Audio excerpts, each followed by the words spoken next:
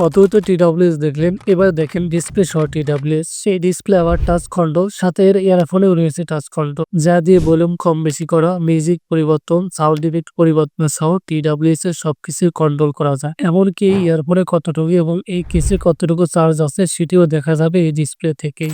আবার যদি কেউ কল দেয় তো চাইলে এই কেস থেকেই কল ধরা বা রেখে দেওয়া যাবে। ফোনগুলি হারিয়ে গেলেও সমস্যা নেই, কিছু টাকা ফাইন্ড মাই অপশন থেকে খুব সহজে সেগুলি খুঁজেও পাওয়া যায়। এএনসি ও এএনসি ফিচারও আছে এবং যেগুলি দারুণ কাজ করছিল। চাইলে কেস থেকেই ওপেন করা যাবে ঠিক এভাবে। ফোনের বিল্ড অ্যান্ড ফিনিশিং দারুণ, দীর্ঘক্ষণ কানে পড়ে থাকতে কোনো ধরনের সমস্যাও হচ্ছে না। যারা লাউড সফট বেস এবং একটু কেসকি সাউন্ড পছন্দ করে তাদের কাছে এই সাউন্ড ভালোই লাগে। বেশ কয়েকটি সাউন্ড প্রিসেটও আছে যেগুলো কেস থেকেই পরিবর্তন করা যায়। চাইলে এই TWS থেকেই ফোন ক্যামেরায় ছবিও তোলা যাবে।